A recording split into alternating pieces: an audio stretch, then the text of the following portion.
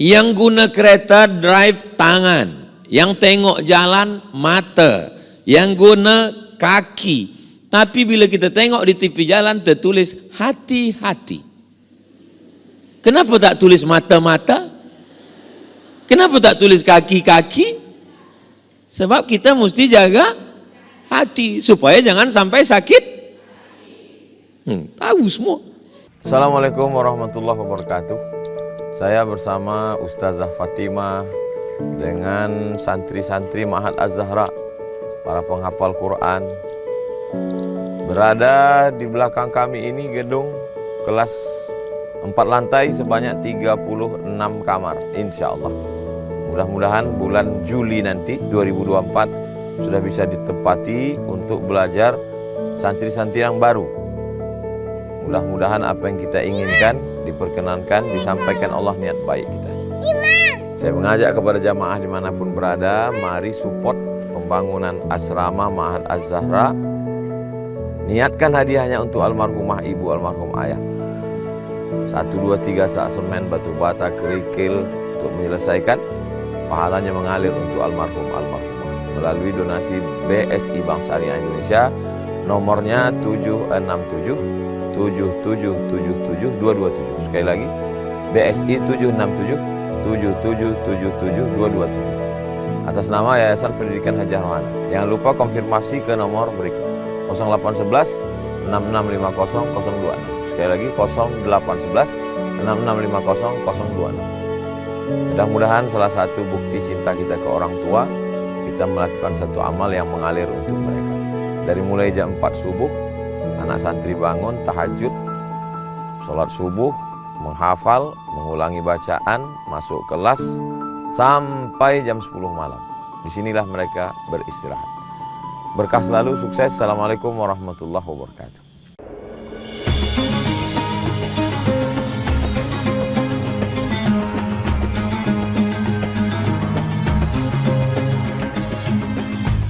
Assalamualaikum warahmatullahi wabarakatuh.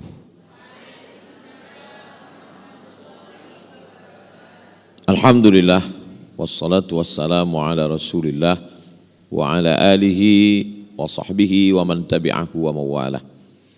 Subhanaka la ilma lana illa ma'allamtana innaka antal alimul hakim. Rabbi syrah li sadri wa yassir li amri wahlul 'uqdatam min lisani yafqahu qawli. Ciri daripada masyarakat Melayu dalam berbahasa adalah berpantun. Boleh saya berpantun? Kalau tuan ke Bandar Seri Begawan, belikan saya 1 tembikar. Ustazah Fatimah membaca Al-Quran, hati saya pula yang berdebar-debar. Saya belum pernah lagi kalau buat tazkirah pengajian beliau baca Quran, belum pernah. Baru sekali linah di Brunei Darussalam. Biasa kalau dia ada tahsin, ada tajwid, dia punya program sendiri. Saya punya program sendiri. Hari ini Masya Allah saya dimaklumkan oleh Puan Khadijah. Saya tanya tadi di jalan, kita dengan siapa kajian ini? Kata beliau, kita akan jumpa dengan semua perempuan-perempuan di Brunei Darussalam.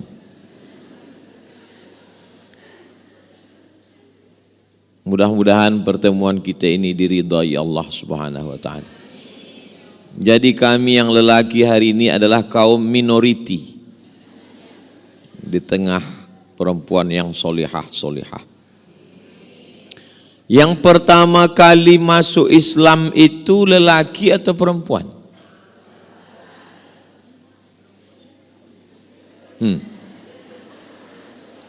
Ada. Yang pertama, Nabi SAW dapat wahyu.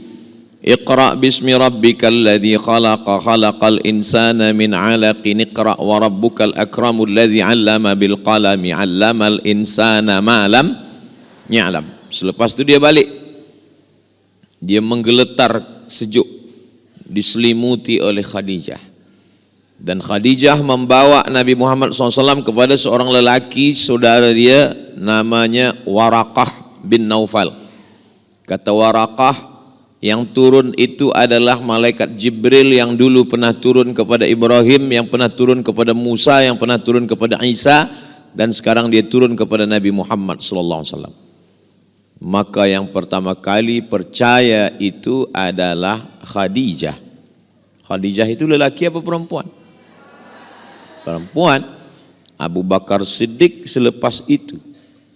Yang pertama kali beriman kepada Allah, yang Rasulnya adalah Nabi Muhammad SAW, adalah perempuan.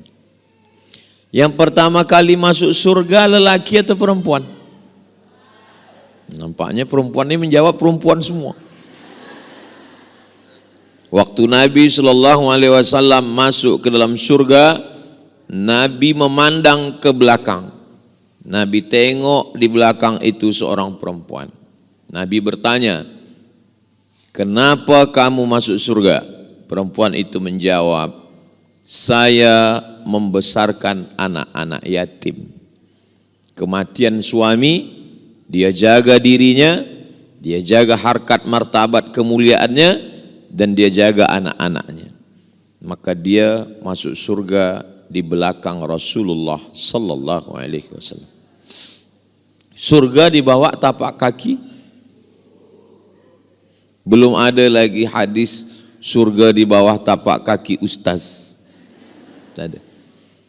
Ada seorang lelaki datang menjumpai Nabi Muhammad sallallahu alaihi wasallam. "Saya nak ikut perang jihad supaya saya mati fisabilillah masuk surga." Kata Nabi, "Alaka min ummin?" Ibu engkau masih hidup? Kata dia, "Ada." Kata Nabi, "Ilzam rijlaiha fa thammal jannah." Kau jaga kedua kakinya, maka engkau akan masuk surga. Menjaga kakinya saja masuk surga, apalagi memuliakan kepalanya. Begitulah perempuan. Makanya ada satu kalimah hikmah, bukan hadis Nabi, "An-nisa imadul bilad." Perempuan itu adalah tiang negeri. Idza salahat salahatil bilad. Kalau perempuannya baik, negeri menjadi baik. Wa idza fasadat, kalau perempuan rosak, fasadatil bilad, maka negeri pun menjadi baik. Saya sudah datang ke Brunei Darussalam dari tahun 2007. Sekarang sudah 2024. Barulah saya tahu rahasianya kenapa Brunei Darussalam ini baik. Rupanya karena ada perempuan-perempuan yang baik. Yang baru hari inilah jumpa saya secara khas. Selama ini dia di belakang saja, tak nampak. Hari ini Masya Allah, tabarakallah. Langkah, rezeki, pertemuan, maut, kuasa Allah subhanahu wa ta'ala. Tajuk kita pagi ini, mengelakkan fitnah wanita akhir zaman. Saya ringkaskan pada 7 fitnah. Kenapa 7 Ustaz? Kalau nanti ada Ustaz yang sebutkan fitnah wanita ada 10, ilmu dia lebih banyak. Kalau ada Ustaz yang katakan fitnah wanita ada 3, waktu dia lebih sikit. Saya hadkan pada 7 supaya kita boleh ingat baik-baik. Yang pertama fitnahnya adalah la takhda'na bil qaul. Jangan bersuara lemah gemulai. Tak boleh. Sebab kenapa tak boleh? Yatma'allazi fi qalbihi marad. Ada lelaki fi qalbihi marad, di dalam hatinya ada penyakit. Bila dia dengar suara perempuan yang lemah gemulai mendayu-dayu, dia terus macam kerasukan setan. Sebenarnya setan tak ada ganggu dia. Banyaklah perempuan asal suami tak sembayang adu pada ustaz, minta bacakan ayat, hembuskan ke air. Ustaz tolong bacakan ayat ke air ni, kenapa nampaknya suami saya diganggu setan. Bila kita bacakan, biasa kalau orang diganggu jin, hantu, setan, kita bacakan ayat, dia ada respon, dia ada macam. Tapi yang ini tak ada pun. Rupa-rupanya setan tak ada ganggu dia. Kata setan, saya memang dah lama tak ganggu sebab dia lebih parah dari saya lagi, kata setan.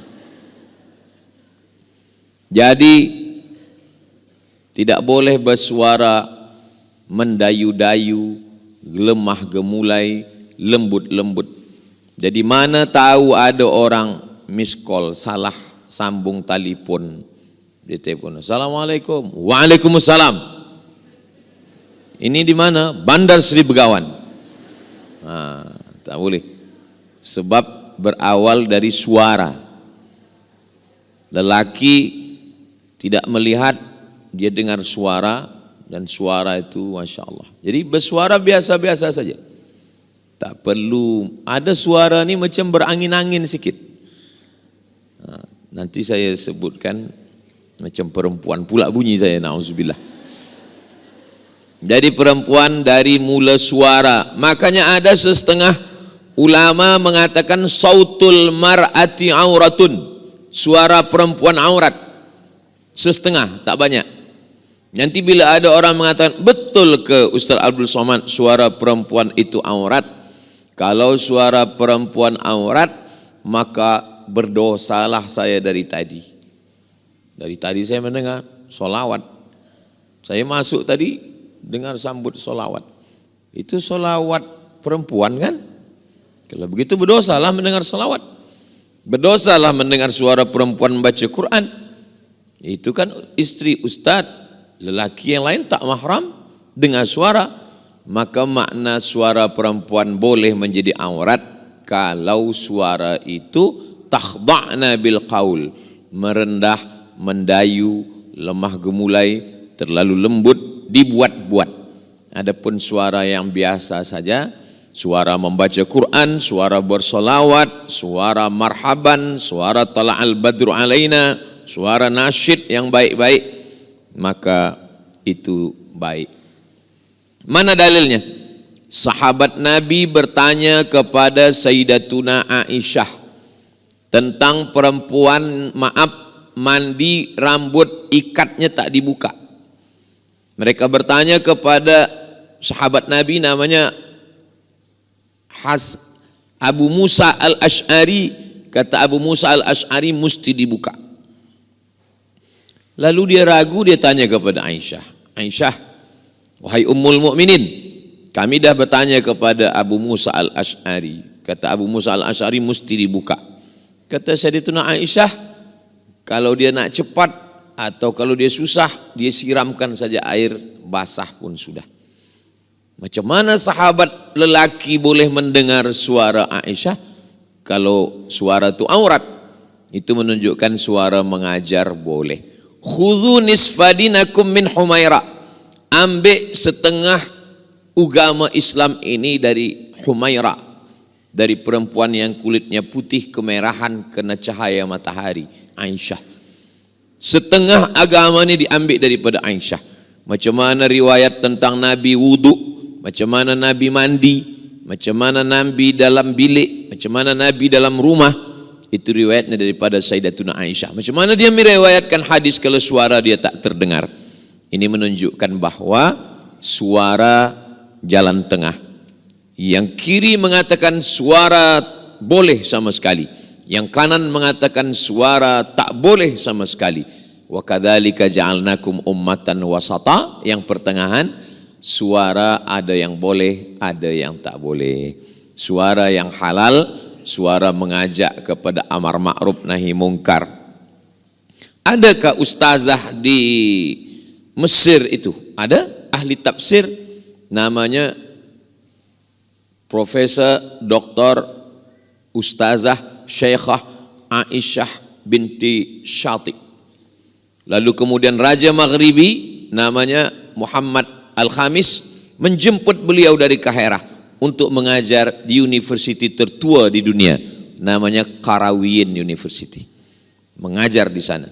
Lalu kemudian Syekhah Aisyah binti Syatib punya murid namanya Syekh Muhammad Rawandi.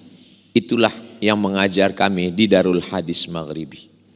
Lalu kemudian Syekh Rawandi punya murid namanya Prof. Dr. Faridah Zamro, perempuan pensyarah yang mengajar saya di Darul Hadis Institute di Maroko, Maghribi. Maknanya perempuan ada mengajar, mensyarah di kelas. Jadi saya ingin jelaskan bahwa suara perempuan, al-mu'minun laki-laki, wal mu'minat perempuan, ba'duhum awliya'u ba'd, mereka saling tolong menolong. Ya'muruna bil ma'ruf, mengajak kepada yang baik, wa yanhauna 'anil munkar, melarang daripada perbuatan yang mungkar. Sekarang na'udzubillah, fitnah akhir zaman ini luar biasa. Suara perempuan, lagunya biasa saja tapi suaranya luar biasa. Maka kalau suara itu mengingatkan pada kematian, suara yang mengingatkan kepada Nabi, suara membaca Quran. Di tempat saya banyak qari'ah perempuan. Di antaranya Johan Musabaqah Tilawatil Quran. Namanya qari'ah Maria Ulfah. Boleh tengok di YouTube. Tapi bila saya ke Mesir, tak ada qari'ah perempuan. Saya heran. Lepas tu saya tanyalah sahabat saya yang orang Mesir, namanya Mukmin. Mukmin, ya. Tempat saya ada qari'ah perempuan. Kenapa di sini tak ada qari'ah perempuan? Kata Mukmin, tempat engkau bila ada qari'ah perempuan, orang dengar suaranya. Tempat kami bila ada qari'ah perempuan, orang tak dengar suaranya, tengok mukanya. Jadi lain tempat, lain adat, lain lubuk, lain padang, lain belalang, lain lubuk, lain ikannya. Nah, itulah mengapa di Arab jarang qari'ah perempuan. Sebab apa? Sebab mungkin adat istiadat, sebab kebiasaan. Tapi hukum asalnya suara perempuan itu al-aslu fil asya al-ibahah. Hukum asalnya boleh, halal. Bila dia menjadi haram, kalau menyebabkan perbuatan maksiat. Bila dia menjadi haram, kalau memancing nafsu syaitan dan kepada yang buruk. Dalil pengambilan hukum dalam Islam ini ada 10. Quran, hadis, ijma', qiyas, syar'u man qablana, sadduz zara'i, qaulus sahabi, istihsan, istishaf, urf. Salah satu dari yang 10 ini adalah sadduz zari'ah. Sadduz zari'ah, menutup celah, menutup lubang. Apa hukum lelaki perempuan tidak mahram duduk di tepi lebuh raya yang ada kerusi? Setengah orang mengatakan mubah, boleh. Sebab dia tak berdua-duaan, dia tidak berkhalwat. Sebab ada orang ramai lalu lalang. Tapi setengah ulama mengatakan haram. Mana dalilnya haram? Sadduz zari'ah, menutup celah. Ustaz Abdul Somad, ya. Apa hukumnya saya ambil number kawan saya, sesama penuntut ilmu pelajar. Dia belajar, saya belajar. Saya ambil number dia. Dia perempuan, saya lelaki. Kata saya haram. Mana dalilnya? Dalilnya sadduz zari'ah. Berawal dari ambil number, lama-lama say hello, lama-lama dan seterusnya. Maka menutupnya itu lebih baik daripada membuka. Oh, jadi kalau kami ambil tak boleh? Tak boleh, haram. Ustaz, kenapa boleh? Sebab ada istri saya tengok. Jadi dalil pengambil hukum tidak hanya sebatas had terhad pada Quran dan Sunnah. 10 itu dikaji dalam ilmu namanya usul fiqh. Kalau halal, haram, makruh, mubah, sunat, sunat muakkad, itu namanya fiqh. Adapun ilmu yang menghasilkan hukum itu namanya usul fiqh. Usul adalah asas dasar daripada keluarnya hukum itu. Usul fiqh. Begitulah tentang fitnah yang pertama. Rasa-rasa dari penjelasan saya yang pertama nih, muslimat-muslimat semua pernah tak mendengar suara yang merosakkan umat? Rasa-rasanya yang saya cakapkan ini ada tak terjadi zaman sekarang? Alhamdulillah. Kalau yang saya khawatirkan itu bila saya tanya, yang saya sampaikan ini ada tak? Rasanya tak ada lah Ustaz Somad. Bila rasa ada, berarti rasa yang saya tahu, yang saya rasakan, yang saya sampaikan ini rupanya terasa juga oleh jamaah. Baik suara penyanyi atau suara reporter atau suara pengacara atau suara apapun dia, kalau menyebabkan terbukanya pintu perbuatan maksiat. Bagi lelaki bila dia dengar, dia matikan. Sebab apa? Sebab itu pintu masuknya setan. Setan itu, kerja setan itu macam menengok api di lalang kering. Bila ada api, baru setan kerja dia mengkipasnya saja. Kalau tak ada api dia tak boleh. Apinya itulah suara perempuan itu. Bila ada suara itu, baru dia kipas. Makanya bila ada api, kita siram lekas dengan air, padam. Selepas padam, setengah mati setan mengkipas, dia tak akan. Sebab pintunya sudah ditutup. Pintu melalui telinga. Inna sam'a dari telinga, wal basar. Mendengar suara, ingin menengok. Selepas nampak, berfikir. Inna sam'a pendengaran, wal basar pandangan, wal fuad hati dan pikiran. Dari telinga masuk ke mata, masuk ke hati, masuk ke pikiran, digerakkanlah kepada kaki, tangan, lisan, maaf kemaluan semuanya. Maka ditutup dari pendengaran yang tak baik. Yang kedua, la yadribna bi arjulihinna. Tak boleh memukulkan kaki ke lantai. Apa pula ni perempuan tak boleh memukul kaki ke lantai? Sengaja dipasang gelang yang berbunyi di kaki. Selepas itu bila lalu dipukulkan ke lantai. Supaya dia berbunyi bergemerincing. Kerincing, kerincing, kerincing, kerincing. Untuk menarik perhatian orang banyak. Saya pernah bertamu ke rumah orang. Saya duduk di bawah. Tiba-tiba saya dengar kerincing, kerincing. Rumah dia 2 lantai, ada tangga. Saya tengok, tertunduk balik. Suara kerincing. Dalam hati saya, rupanya yang disampaikan Nabi 14 abad lampau ada terjadi zaman sekarang. Bunyi kaki gemerincing. Alhamdulillah, anak saya tidak saya kasih bagi gelang kaki gemerincing. Sebab apa? Anak saya lelaki. Tapi ada orang bagi hadiah. Ustaz Abdul Somad, ini saya bagi gelang kaki. Kata saya, anak saya lelaki Tuan Haji. Ustaz pakaikan kejap, ambil gambar, lepas tu buka balik. Nak senangkan hati saja. Sebab adat kampung kami suka kalau budak kecil dipakai ke gelang kaki. Gitu. Saya pakaikan kejap, ambil gambar, kirim pada dia, lepas tu saya simpan sampai sekarang. Apa maknanya? Kalau hanya setakat itu tak apa, atau tak berbunyi. Tapi makna ayat ini sebenarnya bukan khas pada gelang saja. Semua yang menyebabkan mata orang tertengok, maka dia boleh menjadi haram, sama macam hukum gelang kaki tadi. Dipakai kasut yang tumitnya 15 cm. Dia berjalan, kita yang sakit jantung. Menengok dia lalu, jantung. Dipakai, maka ada orang bertanya ke saya, Ustaz Abdul Somad, ya, betul ke ada hadis yang melarang tak boleh mengikat rambut ke asnimatil bukhti, seperti punuk onta? Itu pun sebenarnya daripada ayat ini juga. Inti daripada maksudnya adalah mencari perhatian. Iltifatun nazar, membuat orang terpandang. Jadi kalau hanya setakat rambut panjang kemudian dia ikat. Sebab bila rambut ni tak diikat, rambut ni kemana-mana.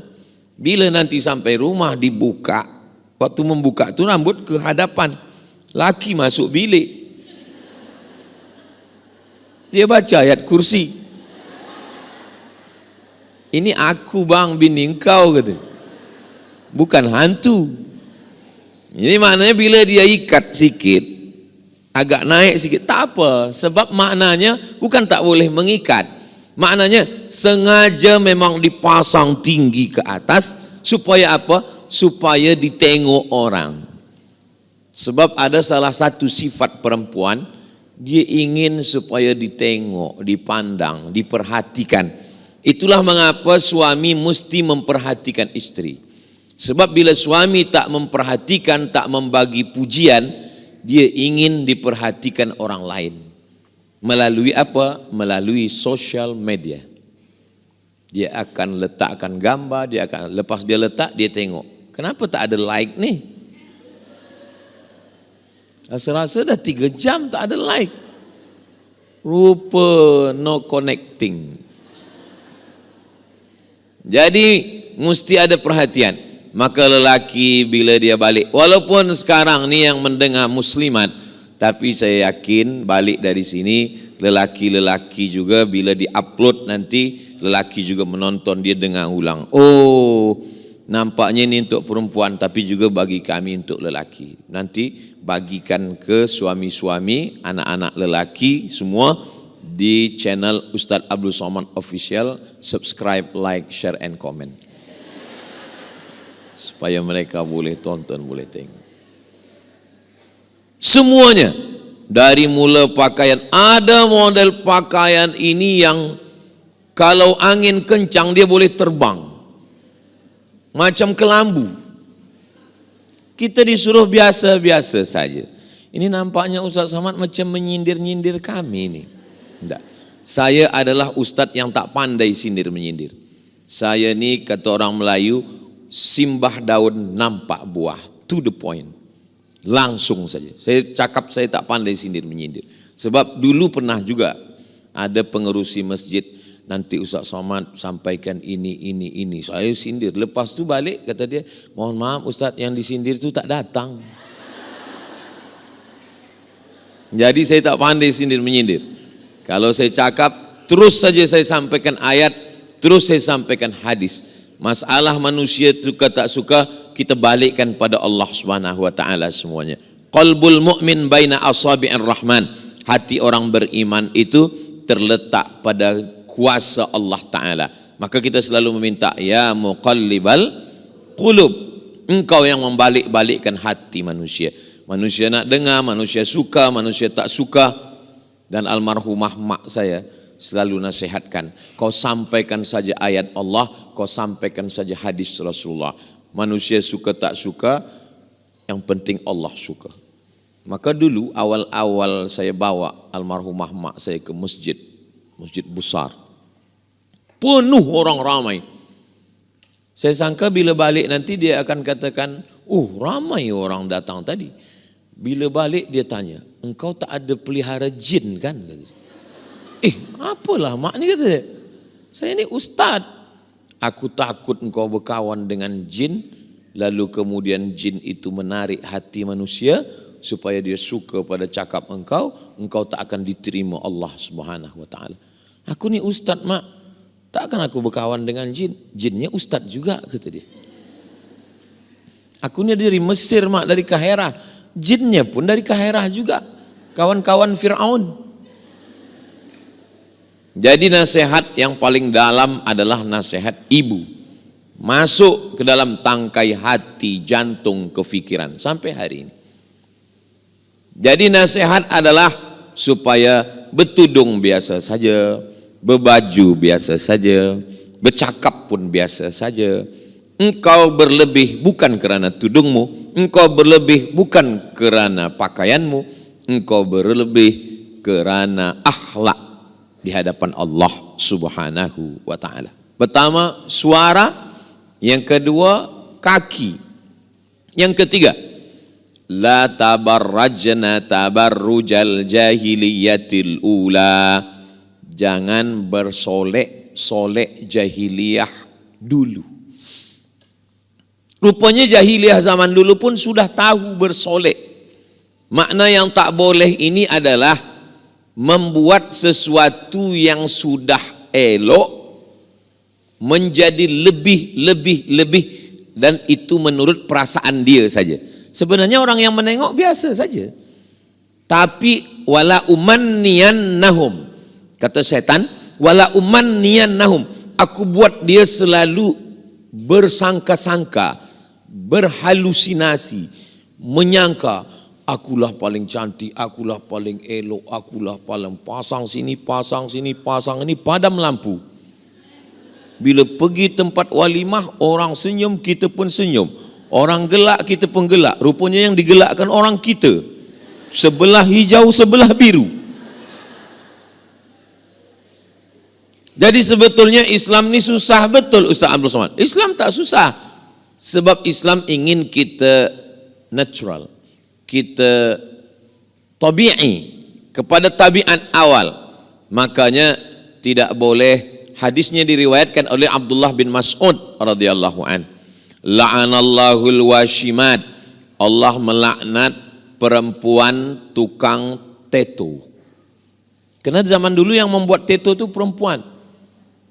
Diletak di sini, nanti bila puan muslimat pergi umrah, cuba tengok orang-orang yang Arab Badui. Orang Arab Badui nampak, nanti tatonya di sini, di sini. Masih ada lagi zaman sekarang. Nampak bekas tato. Sini, di sini, di sini. La'anallahul washimat, Allah melaknat tukang buat tato. Wal mutashimat, minta buatkan. Wal mutanammisat, mencabut. Ini apa nama? Alis, mencabut, dah elok-elok cabut. Wal mutafallijat, gigi dipotong ke.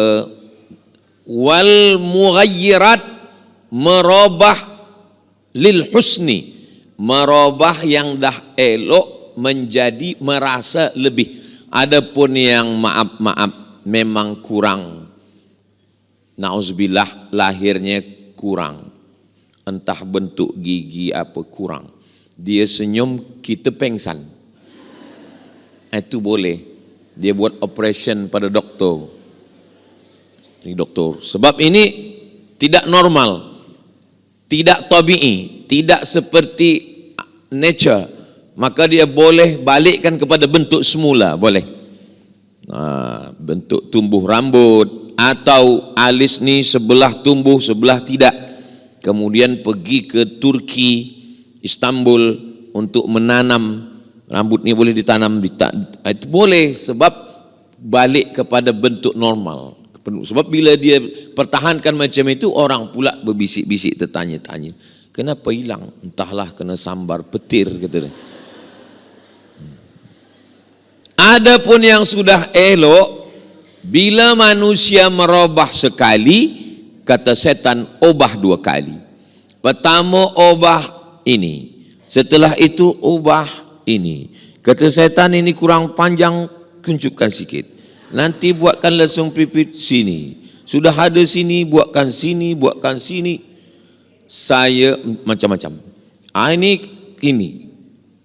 Na'udzubillah. Semua. Padahal sebenarnya itu dia saja dalam pikirannya merasa karena bisikan setan. Sebetulnya kita yang menengok biasa saja. Orang yang sudah berpuluh kali operation, bila kita tengok muka orang sama semua. Muka yang buatan manusia itu sama. Saya bila bercakap macam ini, baik muslimat yang ada di masjid, salihin, maupun yang mendengar melalui streaming atau yang nanti melalui channel, kunci mendengar tazkirah Ustaz Abdul Somad dan ustaz-ustaz lain satu saja, jangan tersinggung. Beberapa jamaah mendengar tersinggung, balik meninggal. Sebab kita nak belajar. Saya tak tahu. Bila saya tazkirah ke masjid, tidak ada boleh orang membisik-bisikkan sesuatu ke saya, dan saya tidak mahu. Pengerusi masjid tak ada, Puan Khadijah tak ada, sesiapa pun tak ada. Saya menyampaikan kerana Allah. Bismillahi tawakkaltu ala Allah, la haula wala quwata illa billah. Jangan nanti bila dengar, nampaknya tertuju ke saya ni. Tak begitu. Apalagi mata ustaz tu tadi agak ke saya pula. Pasallah saya ceramah menengok ke bawah. Artinya ini untuk kita semua. Nanti di akhir majelis saya tetap minta maaf. Ada kata yang tak berkenan di hati, menyinggung perasaan. Galah patah boleh disambung, kaca retak boleh direkat, hati yang sakit kemana ubat akan dicari. Boleh untuk tulis baju t-shirt belakang. Kaca retak boleh direkat, galah patah boleh disambung, hati yang sakit kemana obat akan dicari. Tapi jangan lupa tulis bawah UES. Apa nih? Waktu dah habis? Belum? Baru 3. Yang keempat adalah la yakhluwanna rajulun ma'amra'atin illa ma'azi mahramin. Tidak boleh berdua-dua lelaki dengan perempuan bila tak ada mahram. Puan Haji, saya nak bawa anak gadis ni sebentar, nak berjalan-jalan ke tepi pantai, ke tepi laut, ke tepi hutan. Tak boleh. Kalau engkau nak bawa, saya mesti ikut, kita bertiga. Rupanya anak lelaki ni pandai pula. Mak Haji, kata Nabi, bila ada lelaki perempuan berdua, yang ketiga tu syaitan. Eloklah kami berdua saja, kata dia. Orang zaman dulu kalau nak jahat, buat jahat aja, buat dosa, buat dosa. Orang sekarang, dia buat jahat, dia buat dosa, dia tahu pula dalilnya. Nah, inilah akhir zaman nih. Maka kita mesti pandai-pandailah jaga anak perempuan supaya jangan layak. Tapi Ustaz Abdul Somad, anak perempuannya elok, mak perempuannya pula. Dari pukul 8 pagi di office, 8 jam sehari. 9, 10, 11, 12, 1, 2, 3, 4. 8 jam dengan laki orang, 2 jam dengan laki sendiri. Berawal dari jumpa, bercerita, merasa tenang, na'udzubillah. 6 langkah syaitan. Yang pertama, nazratun, pandangan. Selepas memandang, fabtisamun, senyuman. Selepas senyuman, fasalamun, salam. Macam mana suara kambing? Be. Macam mana suara ayam? Kuku kuku. Macam mana suara kerbau? Mo. Macam mana suara buaya? Hai sayang. Pertama, nazratun, pandangan. Yang kedua, fabtisamun, senyuman. Yang ketiga, fasalamun, salam. Yang keempat, fakalamun, mula bercakap. Yang kelima, famau'idun, temu janji. Yang keenam, faliqaun, berjanji. Habislah sudah. Makanya bunyi ayatnya, la tattabi'u khutuwatis syaitan. Jangan ikuti langkah-langkah syaitan. Syaitan tidak ada pernah, maaf cakap, syaitan tidak pernah mengajak berzina. Dia hanya mengajak melangkah. Maka Islam datang memutuskan langkah itu. Ini dah macam abang saya, ini dah macam pakcik saya, ini dah macam guru saya, ini dah macam saudara saya. Berawal dari macam, berakhir dengan macam-macam. Waspadalah, setan belum pencen. Maka bunyi ayatnya, la taqrabu, jangan mendekati. Itulah pentingnya kita tahu. Saya bila ada jadwal ke Brunei Darussalam 4 hari. Hari Rabu, hari Khamis, hari Jumat, hari Sabtu bertolak. Macam mana puan jadwal, macam mana bila, macam mana ini, semua WhatsApp, handphone saya tak ada password. Istri saya tengok apa yang kami bahaskan, apa yang kami cakapkan. Begitu juga. Jadi kita kalau berkomunikasi dengan orang, tidak boleh lebih daripada apa yang kita hajatkan. Tidak boleh bercerita kepada orang membuat kita tenang, walaupun itu ustaz, walaupun kita guru. Ustaz Abdul Somad, saya nak menceritakan sesuatu nih, datang ke rumah. Kalau kita ke tempat makan, jangan, nanti saya membayar. Tak apa juga, bukan saya ni bakhil, pelit. Saya tidak mahu nanti jadi fitnah. Datang ke rumah nanti istri saya ada, dia akan dengar.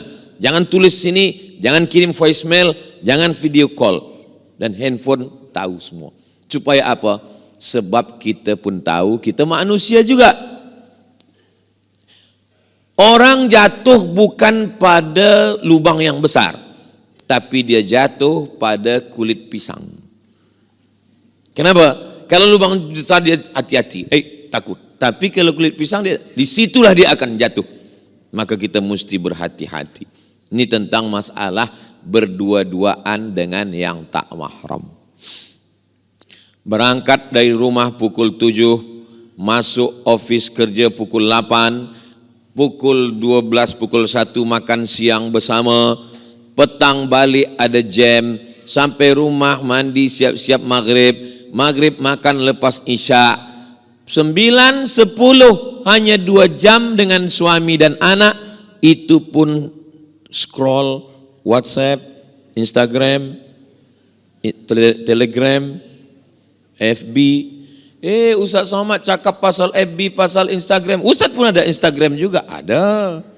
Yang mana Instagram Ustaz Abdul Somad? Yang follower 8 juta tu lah. Maksudnya yang belum follow lah. Isinya tak ada lain daripada tazkirah, nasihat, dakwah, tak ada macam-macam. Dan saya tak tahu passwordnya. Sebab yang isikan semua admin.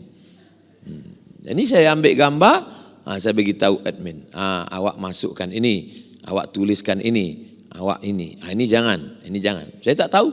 Kenapa Ustaz tak tahu? Sebab bila saya tahu, nanti saya baca komen, saya balas balik.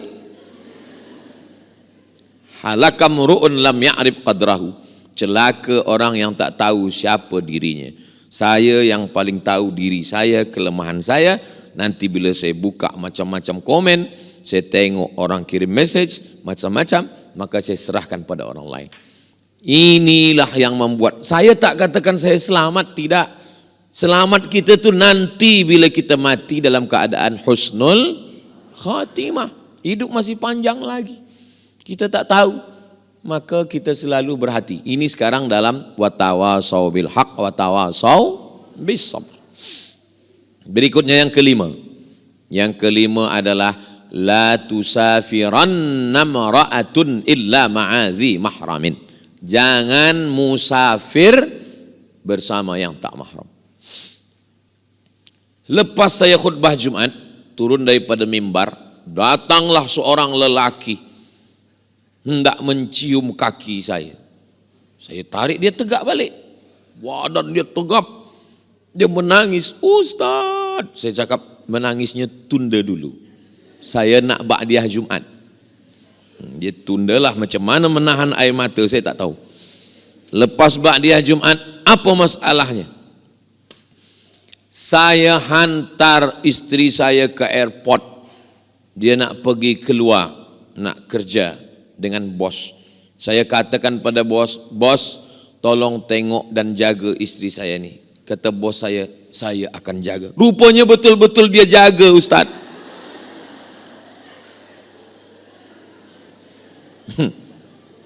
Dah berapa lama? Dah 2 tahun, Ustaz. Macam mana nih, Ustaz? Putuskan daripada office dia, awak pindahkan tempat lain, awak pegang handphone dia, putuskan kontak, jaga. Bawa malam tahajud, baca yasin, berzikir, weekend pergi jalan, dekatkan hati perasaan. Macam mana boleh? Siap, Ustaz. Bismillah, bismillah. Lepas sebulan, telefon. Ustaz, boleh kita jumpa makan sama siang ni?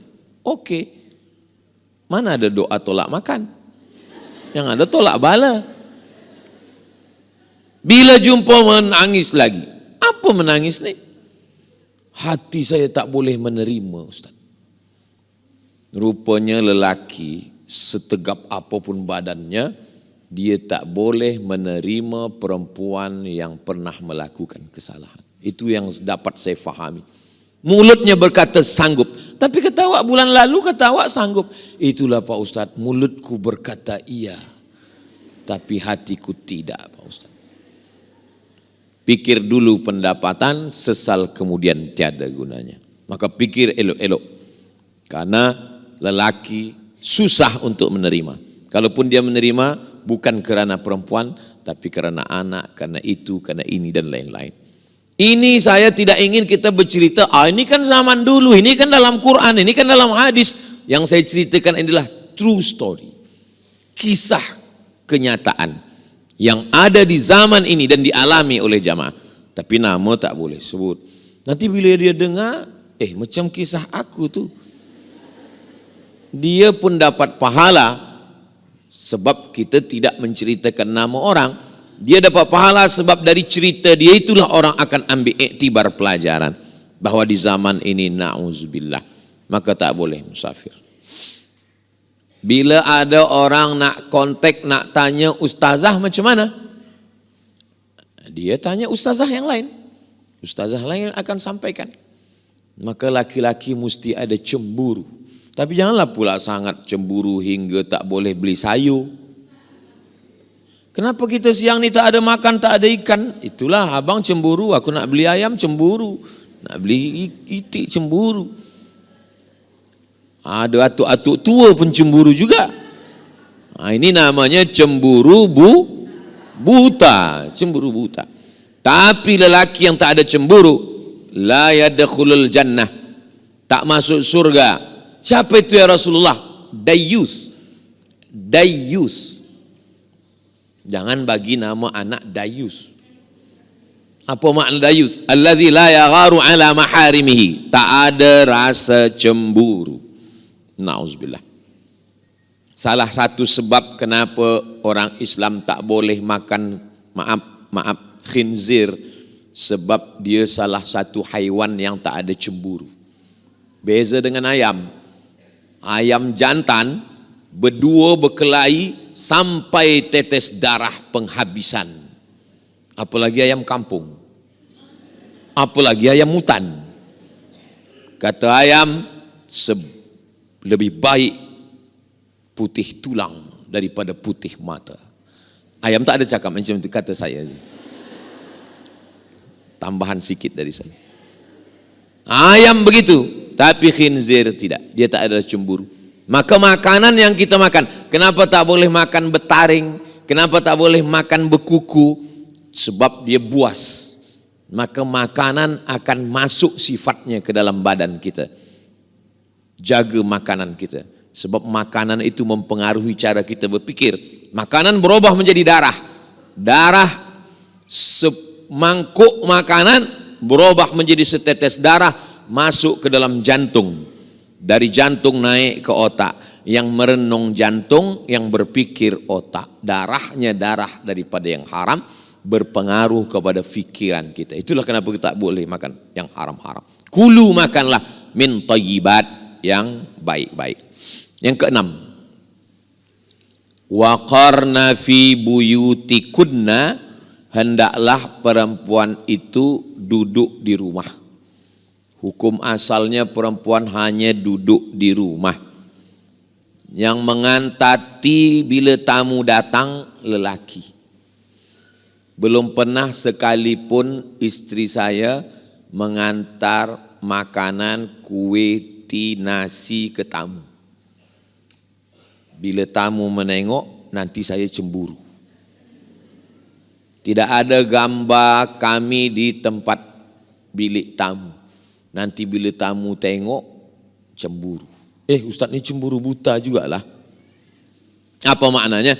Untuk kita jaga. Perempuan, kalau kami pakai hijab boleh, tak masalah. Dulu sebelum taubat, sebelum hijrah, gambar muda-muda lagi dipasang, orang tengok, ini siapa? Bini kau. Dia dulu cantik juga ya. Ada hati manusia. Hati ini kita jaga. Maka jagalah hati. Kita nak pergi bawa kereta. Yang guna kereta drive tangan, yang tengok jalan mata, yang guna kaki. Tapi bila kita tengok di tepi jalan tertulis hati-hati. Kenapa tak tulis mata-mata? Kenapa tak tulis kaki-kaki? Sebab kita mesti jaga hati supaya jangan sampai sakit. Tahu semua. Begitulah Allah Subhanahu wa taala menjaga hati. Jadi kalau hati kita, saya pagi ini boleh menyampaikan selesa karena yang menyampaikan dengan yang menerima hatinya sama-sama terbuka. Tanyalah pada ustazah, ustadz yang biasa bagi tazkirah, macam mana rasanya menyampaikan kajian pada orang yang hatinya tertutup. Susah kita. Pernahkah ustadz mengalami macam itu? Ya, berat, rasanya payah nak bercakap. Bila tu ustadz? Tazkirah sebelum buka puasa. Saya tidak mahu diminta bagi tazkirah sebelum buka puasa. Sebab apa? Orang hati tertutup, mata tertutup. Ustaz Abdul Samad, ya, bolehkah datang ke majlis kami? Apa program kita? Tazkirah sebelum buka puasa? Tak. Saya dah mengalami beberapa kali. Kejap tengok jam, kejap tengok. Mungkin dia tengok muka saya macam ayam goreng. Alhamdulillah, akhirnya penderitaan pun berakhir. Terdengar juga suara azan. Allahu Akbar, Allah. Demikianlah tazkirah yang singkat ini. Mudah-mudahan bermanfaat. Tak lama datang AJK, Ustaz Abdul Samad, mohon maaf. Kenapa? Itu tadi azan radio dari Jakarta, bukan di Riau, Sumatera. Belum lagi 10 minit lagi baru azan. Lepas buka puasa barulah saya sampaikan. Saya rasanya tadi menyampaikan tazkirah lama betul lah pada tuan-tuan. Kata jamaah yang mendengar, kami yang mendengar lebih lama lagi Ustaz. Tadi saya mula bagi tazkirah ni pukul 9, sekarang dah pukul 10. 1 jam saya bercakap, mengalir begitu saja. Ini menunjukkan muslimat ni hatinya terbuka kerana Allah Subhanahu wa taala. Iya ke? Kadang kita saja merasa. Tapi baru 6 saya sampaikan. Oh, kalau begitu tak boleh ke kami bekerja, Ustaz? Kami kerja di office, kami mencari nafkah. Ada seorang perempuan namanya Asma. Asma keluar rumah mencari makanan unta dan kambing. Manakala Nabi menengok, Nabi tolong dia, Nabi bawakan sampai balik ke rumah. Asma ini anak Abu Bakar Siddiq, saudara Aisyah. Itu dalil perempuan boleh bekerja, bukan tak boleh. Untung saya tak terlupa menjelaskan ini. Kalau saya lupa, semua resign esok. Semua keluar office. Datuk Mufti dan Menteri Agama Pihin mungkin akan telefon, Ustaz Abdul Samad jangan datang Brunei lagi sebab semua perempuan dah keluar office. Sebab tazkirah semalam lupa Ustaz bagi tahu. Maksudnya kalau dia cukup syarat boleh. Cukup syarat apa? Dia PhD, dia master, dia BA, dia punya ilmu, dia menutup aurat, dia menjaga diri, dia izin suami. Perempuan yang melangkahkan kaki selangkah dari rumah, tidak izin suami, dari mula langkah pertama sampai dia balik, laknat daripada malaikat. Laknat artinya ba'idun anir rahmah, jauh daripada rahmat Allah. Abang, izinkan saya nak bekerja ni, saya ada peluang. Kalau abang izin ya, awas kalau tidak. Tak boleh. Jadi izin ialah. Suami itu membagi izin ada 2 kemungkinan. Pertama kerana dia sayang, kedua kerana dia takut. Beza-beza tipis antara sayang dan takut. Macam mana Ustaz? Cuba nanti puan balik ke rumah, tengok suami itu elok-elok. Tengok, abang ni macam yang takut ke yang sayang? Ada seorang lelaki manakala saya makan di rumah dia bagi tazkirah, dia tanya, Ustaz ada yang saya nak tanya. Tapi suara dia kecil aja. Apa masalah? Apa hukumnya suami takut pada istri? Saya pun jawab pelan juga. Suami yang takut pada istri, dia tak kena azab kubur. Hah? Kenapa tak kena azab kubur, Ustaz? Sebab kata malaikat, yang ini tak usah kita azab. Sebab dia dah terlampau azab di dunia.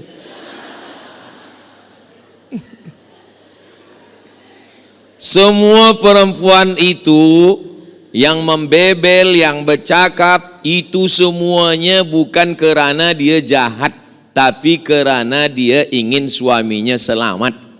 Betul? Nah, betul, mengaku semua.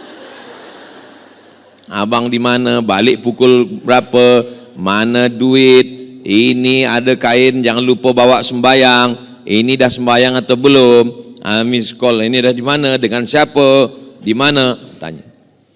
Kenapa Ustaz tahu? Sebab banyaklah jamaah kejap-kejap ambil gambar dengan saya, kejap-kejap ambil gambar. Lama-lama saya, awak dah ambil gambar hari ini 3 kali, kenapa? Nak kirim pada orang rumah Ustaz. Sebab bila saya kirim ke dia dengan Ustaz, dia tenang. Engkau dengan siapa? Aku dengan kawan yang mancing. Oh, kamu mancing apa nih? Mancing masalah. Dengan siapa? Dengan Ustaz Somad. Alhamdulillah. Padahal dengan saya kejap je, lepas itu dia pergi. Maka perempuan boleh bekerja atau mohon maaf, pendapatan suami kurang. Jodoh kita tak tahu. Lalu kemudian dia bekerja, boleh. Abang, aku ni bekerja. Sebab apa? Sebab nanti bila ada zakat, aku bagi zakat. Mana boleh isteri bagi zakat ke suami? Suami dapat duit, isteri dapat duit. Apa beza duit isteri dengan duit suami? Pada duit suami ada hak isteri, nafkah namanya. Tapi pada duit isteri tak ada hak suami. Duit puan 100% untuk puan. Tak ada hak anak, tak ada hak suami, tak ada untuk air, tak ada untuk lampu, tak ada untuk kereta, tak ada untuk semua 100%. Yang lain suami bayar. Tapi apa kata seorang istri? Aku bagi engkau ni semua. Jangankan duit ni, nyawa aku bagi. Satu-satunya kesalahan aku dalam hidup ini adalah jatuh cinta pada kamu. Orang kalau sudah sayang, semua dia bagi. Yang last sekali, yang ketujuh adalah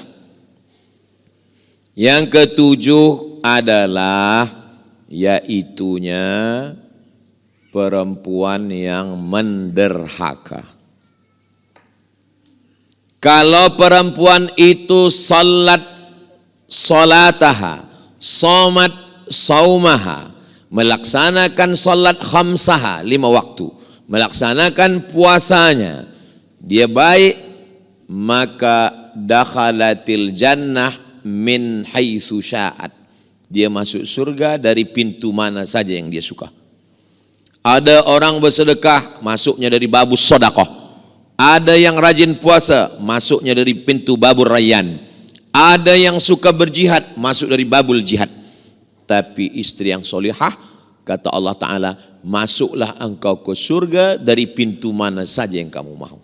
Mudah-mudahan puan muslimat semua masuk dalam golongan itu.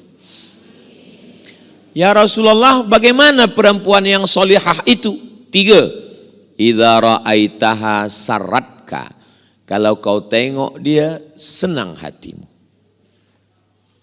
Kalau kau tengok dia, senang hati. Maka berusahalah untuk menyenangkan.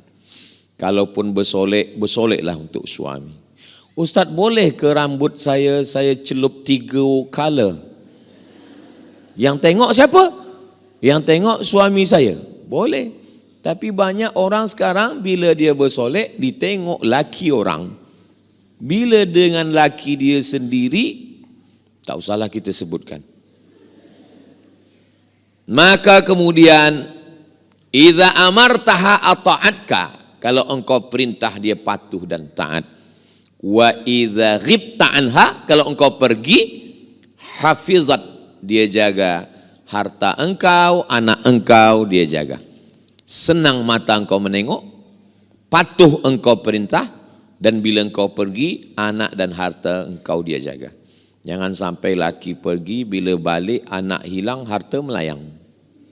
Balik 2 telinga anak hilang. Na'udzubillah. Itulah 7. Bila ada yang menyampaikan lebih, itu kelebihan ilmu pada tuan-tuan guru kita. 60 menit. Sesuai dengan yang tertulis di botol. Tapi botolnya kecil je. Kalau besar 600 ml. Ini memang kecil tapi 3. Ada soalan-soalan. Masya Allah. Saya jawab soalan. Assalamualaikum warahmatullahi wabarakatuh.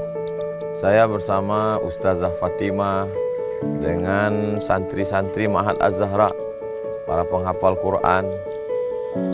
Berada di belakang kami ini gedung kelas 4 lantai sebanyak 36 kamar, insya Allah. Mudah-mudahan bulan Juli nanti 2024 sudah bisa ditempati untuk belajar santri-santri yang baru. Mudah-mudahan apa yang kita inginkan diperkenankan, disampaikan Allah niat baik kita. Saya mengajak kepada jamaah dimanapun berada, mari support pembangunan asrama Ma'had Az-Zahra. Niatkan hadiahnya untuk almarhumah ibu, almarhum ayah. 1, 2, 3 sak semen, batu bata, kerikil untuk menyelesaikan. Pahalanya mengalir untuk almarhumah melalui donasi BSI Bank Syariah Indonesia, nomornya 767 7777 227. Sekali lagi, BSI 767 7777 227 atas nama Yayasan Pendidikan Haji Rohana. Jangan lupa konfirmasi ke nomor berikut 0811 6650 026. Sekali lagi 0811 6650 026. Mudah-mudahan salah satu bukti cinta kita ke orang tua, kita melakukan satu amal yang mengalir untuk mereka. Dari mulai jam 4 subuh, anak santri bangun, tahajud, sholat subuh, menghafal, mengulangi bacaan, masuk kelas, sampai jam 10 malam. Disinilah mereka beristirahat. Berkah selalu, sukses. Assalamualaikum warahmatullahi wabarakatuh.